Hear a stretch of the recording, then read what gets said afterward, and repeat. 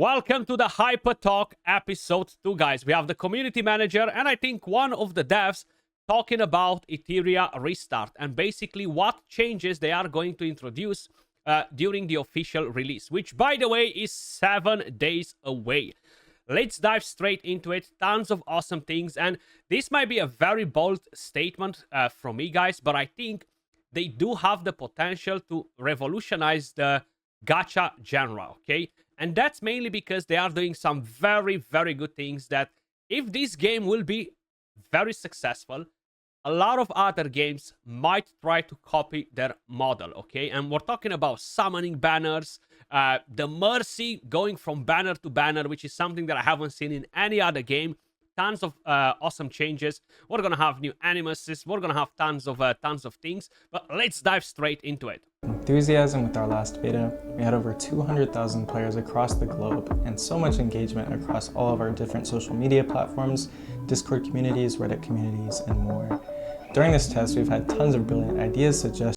So they had over 200,000 players tuning in the game.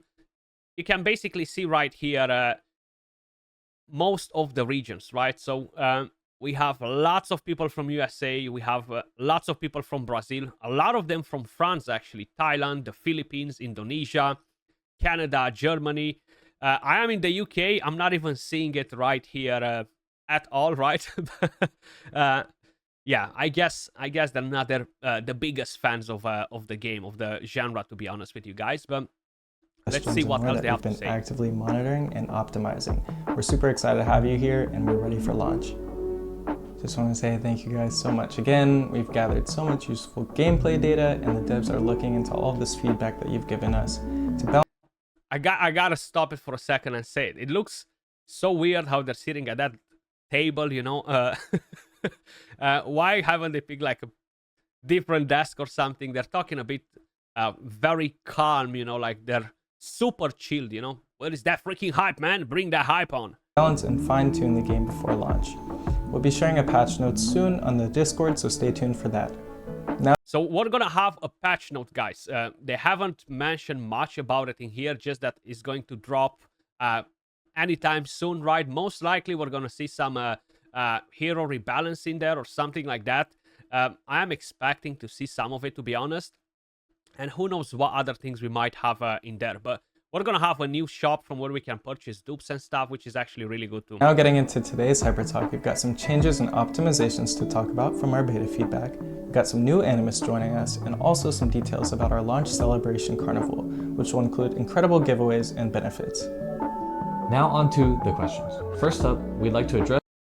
So we're going to have a brand new event on when the official launch is here, guys, which was not part of the beta. We might get even more summons. We might get even more Hydra crystals. I'm all in for that. The more rewards, the better, to be honest. So that's pretty good.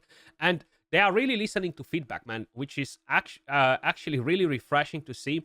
I've been part of plenty of different communities. I've been engaging with tons of different devs, community managers from tons of different games, right? And to be honest, most of them, they just kind of like pretend that they listen to the feedback and they're not actually doing much. Very few gaming developer teams actually act on the feedback and do the changes, and especially do the changes as fast as these guys are doing them.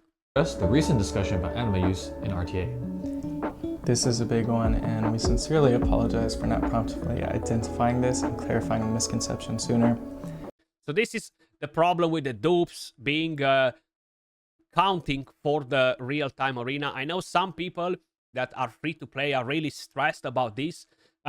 Look, guys, the whales will outspend you anyway, okay? Even if the dupes do not count in real-time arena, they will get better gear. They will buy all of the freaking packs that will enable them to level up their heroes faster, get their skills up and running. So either way, no matter how you're putting it, they will have that advantage, and they will have a bigger and a bigger and a bigger advantage the more the time goes, right? So considering that they are doing such an amazing job with the dupe system, where you don't actually need 20 copies of the same animus to actually reach its full potential, I think getting those little additional stats, because they're not that impactful, they won't necessarily make such a big difference. The bigger difference will be the whales having better gear, progressing faster, getting their skills up and running faster, and all that stuff. That's where you're going to see the big difference rather than the actual dupe system. So personally, I don't think this is necessarily the biggest issue, right? Just so you guys know, anima are effective across all different gameplay modes in Etheria Restart. We've also designed multiple ways to acquire anima tokens, as well as a new RTA shop that wasn't in our last beta. So new shop for dupes, guys. Great. For the RTA, right? Definitely really, really solid. It will help all of you guys to get it sorted. And keep in mind, you can do unlimited fights, or we were able to do unlimited fights in real-time arena during the beta. If it's going to stay the same, you can basically grind that game mode and literally buy everything from that freaking shop and get your animuses up and running. RTA shop, you can also obtain dupes. Moving forward, we'll continue to monitor and optimize this gaming experience with anima. And now for more lighthearted topics. Translation issues. Yep, Etheria has tons of extensive story content, characters, skill descriptions, and much more. And of course, those are going to come with some challenges. So you guys know we've expanded our localization and LQA teams. You can also join us on the Discord and make contributions there to get some benefits. So if you are one of those players that enjoy going through the storyline, I'm one of those players that just click the skip button, you can actually give them feedback in their Discord, and you can actually get some rewards for doing it. You know, if you spot some mistakes or anything like that, you can actually help them out and they will give you some rewards. So if you are one of those players, make sure you guys do it. So some other concerns that players have mentioned: major servers launching all at the same time, daily refresh times not synchronized across various regions, leading to a lot of players experiencing level lag and delayed feature access. Of course, different regions will have different reset times for the most. So this is not necessarily the best thing. They could make a universal reset time for all of the regions, so everybody has it at the same time. I still do not really understand why they had to make it different, but either way, we will have different reset times. I will be playing on the global. Europe will have a different reset time. Asia will have a different reset time. So this was a bit of a problem in the beta because of the real-time arena. Whoever had the earlier reset was able to unlock new quests, unlock better gear faster, and then they basically had a bit of an advantage at the beginning in real-time arena. So what they are planning to do is basically stop the cross-server real-time arena for a while. Once we're kind of like all on the same level with the quests, missions, and everything else, they will enable that. So it won't be any advantage for anyone at the beginning. Convenient experience, but we do encourage players to join the server that is closest to them. What we did notice is that in the first few days, especially with this time-gated content, these progression gaps can be amplified and impact the experience negatively. This is something that will stabilize over time, but on launch, we have decided to restrict the RTA cross-region matchmaking so that all of you guys don't have this negative impact with the time gating, and eventually we'll re-enable this in Summit and Fearless Arena once things are stabilized. With many Good decision, in my opinion. regions having different keyword layouts, some people have been asking if there will be custom key binding features. Yes, there will be. Our developers have been discussing these concerns, and we're planning to provide multiple keyboard layout schemes for character movement, skill casting, and much more for a smoother gaming experience. On to some other important questions people have asked. So current poll stats combine all banners across limited and permanent banners, but now they will be displayed separately. We've noticed this, and as Marcus said, it will be displayed separately, and we'll also give you the option to filter out through banners so you can see where you've been lucky or where you're missing out. Players have also asked if the pity counter for limited banners carry over to the next limited banner. I'm happy to announce this, that yes, they do carry.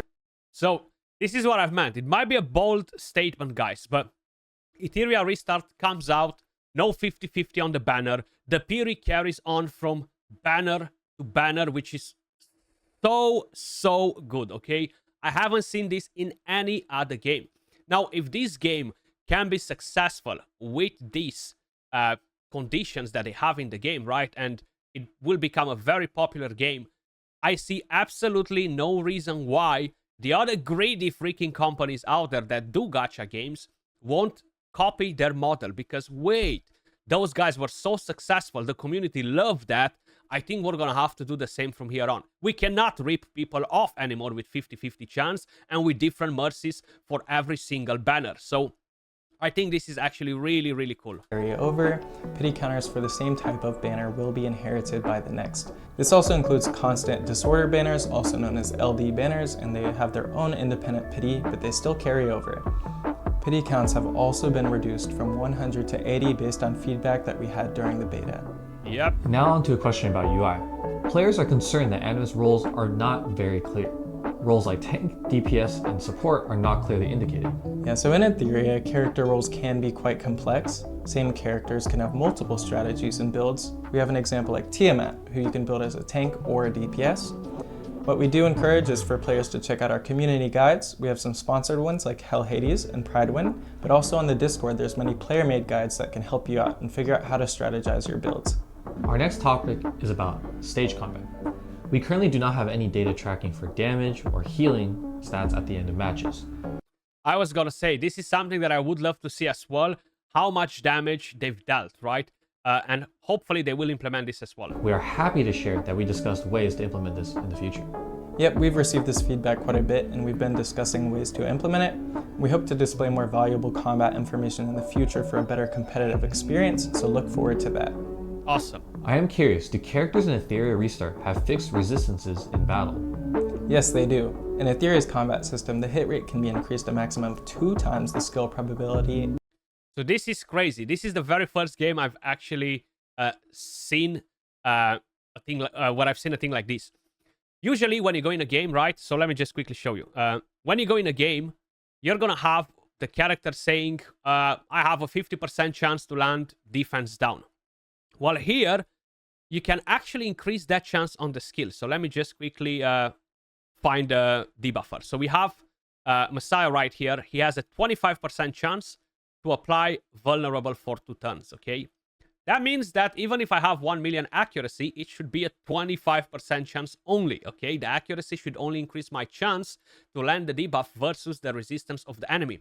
But in this game, it works different because if you have very high accuracy, you're gonna be able to go up to a point where you double that 25% chance. So this can become a 50% chance to apply the vulnerable if you have the right amount of accuracy on your character, which is super strange but good in a way, because that means that you have units that can go all the way up to 100% chance to land crowd control debuffs and perimeter manipulation and stuff like that if they have enough accuracy. So a very, very interesting thing and rather odd at the same time. And reduced to a minimum of half the skill probability. There's a fixed resistance of 10%, meaning debuff success rates cannot exceed 90%. So basically, this game has a 10% chance to get resisted no matter what you're doing, okay? There are different games that have 15%, other games 5%, 3%. So a 10% is decent, but can be very annoying. Now, it is required in a way to counter some of the OP animuses or to counter some of the mega krakens that will absolutely stomp on you. I think is a required evil, but it will get frustrating at some point. Of course, we're going to be monitoring this after the game launches, and if any values need adjustment, we'll make sure to inform the players in the patch notes and also in our Discord. Next on our list is one of the top most asked questions, related to stamina issues. The overall feedback is that free daily stamina allowance seems a bit low. Yeah, so after our testing in the beta, we've discovered this issue and we've decided to increase the free stamina acquisition from daily tasks on launch. This allows free-to-play players to have more stamina to experience more game content and upgrade their characters faster.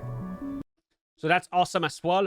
And very important, they will basically allow us to gain more stamina, not purchase more stamina. So that's very important, because if they would allow us to purchase more stamina, the gap in between free-to-play and whales will be much bigger. But because we cannot buy more than we were able to buy during the beta, and we're just going to acquire more, every single player will acquire that extra stamina. So great stuff as well once again. Awesome. And now for another commonly discussed topic, character gen ratio.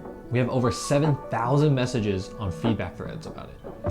Yeah, this one has been a mess, but we're hearing you guys. Etheria Restart's goal has always been to include plenty of uniquely charming characters in the future, both male and female. We're taking all of your suggestions into consideration. This is like the weirdest thing ever. Who has a problem with the gender ratio for a gacha game? Like, Jesus. Weird, okay? Weird. 7,000 messages. Like, what the heck? I know the thread has been a mess and many people have mixed opinions, but we're excited to release so many more new animes across launch. Well, since everyone is curious about future Animus releases, why don't we ask Chris and the team what is planned? Yeah, that's a big one. As everyone knows, in our recently concluded final test, we did add 8 new animus to the game, each with their own unique characteristics. Damn, 8 new Just ones. so you know, we have many plans for future animus development, several appearing on launch, and many planned for the future. So look forward to it. Okay, but I'm sure you can give us a little bit more detail. All right. Let's start off with our brand new animus, Mio. We've prepared an introduction to show off her exquisite She features, looks so cute. let's watch that together. 何かよ言っとくけどもうスケジュールはぎっしりなの遊びたければ My schedule I'm is not completely the packed. expert. Don't bother me. Constant SSR, ここが nice. 私の研修先なのパッとしないわねでもどうしてもって言うなら言ってあげてもいいわよ Let's see. Skill 1. Mio inflicts damage on a single enemy with the chance to apply freeze for 1 turn. Skill 2. Mio deals damage to all enemies with a chance to apply freeze for 1 turn. Damn, that's actually really solid already. Ultimate skill. Mio deals damage to all enemies, steals all turn meter from the primary target and portions from other targets, distributing it equally among all allies, and applies increased speed to all allies for 2 turns. Mio specializes in freezing opponents and stealing turn meter. Both her first and second skills can keep enemies in a continuous frozen state by prioritizing. So what's this? It's like a Kraken and Marvel together, and they somehow had a baby, and she came out of it. That's actually very strong, right? Like steal turn meter and distributing it to your allies, which is kind of like boosting your turn meter, right? So she does tons of different things, increase speed, the crowd control. She's going to be massive, actually huge. Prioritizing her ultimate skill for crowd control and turn meter theft, she creates favorable conditions for her team to act faster. In high-intensity PvP strategic battles, Mio excels as a critical first speed control animus. All right, I hope you guys enjoyed that. Let's get on to our next animus we'd like to reveal. They're known as the powerful Iron Fist Warrior, Mizuki Makoto. She's hungry for power, She and looks her badass strength with is her the- only guarantee of the survival gauntlets. in this world. I love it already. But that can't be the only Animus-related news. All right, it's not. I guess I can reluctantly share a little bit more. Similar to our beta, our friends Freya and Messiah will be returning as our first rate-up banners on launch. But speaking of powerful animus, I wonder if anyone remembers someone special who goes by the name of Hoyan, who didn't appear in our recent beta. So Hoyan, if I understood it correctly, I haven't played the previous beta, only the most recent one, was an SSR unit that was really powerful. And for whatever reason, we did not have that unit during this beta. So I'm curious what plans they have for that. I do slightly remember this, but in this test, there's also a boss with the same name. We've occasionally seen glimpses of her in certain promotions. Yes, we have. Hoyan still has many secrets waiting to be explored. All of this requires hyperlinkers in the real world to work together and assist in the Etheria world. As for exactly how to do this, please continue following us for official updates. Ooh, they might be making some cross-server event or something that might give that unit for free to everybody. That would be awesome, actually, because it's such a fan's favorite, right? Now let's move on to the next topic. How does the team plan to design future activities and events like Candy Party, and will there be more events in the future? Yep, there will be. So our design philosophy is to allow hyperlinkers to accumulate items and rewards while relaxing with daily actions to unwind. On launch, we'll kick off with a new event called Shell Story. This is a classic dice rolling map event where you can control your hyperlinker to gather rewards. Just so you guys know, each event will always have different art and designs, bringing unique surprises each time. That actually sounds like a lot of fun. I can't wait to try it myself. Speaking of game modes, I remember the guild versus guild function was mentioned in the previous test. Are there any new updates on this? Yeah, so this has been one of the most asked questions, and I'm excited to talk about it. Guild vs. Guild United Front is in the final development stage. Let me briefly share a preview. From the interface shown on screen, you can see that the United Front mode requires hyperlinkers to work together in territory battles to earn better rewards. We can't wait for you to experience it. So what I'm curious, because they said is in the final development stage. Does that mean that we're going to have it on launch, or is not ready just yet for the official launch and is going to be released maybe in a future update after the official launch? So this is kind of like the typical guild versus guild, where you gotta take over the enemy territory, I would assume. I don't think it's something where you gotta control more territory and is neutral and stuff like that. But it looks pretty good, so I'm definitely intrigued by it. I'm more of a PvP guy, so yeah, I definitely look forward to a solid guild versus guild game mode.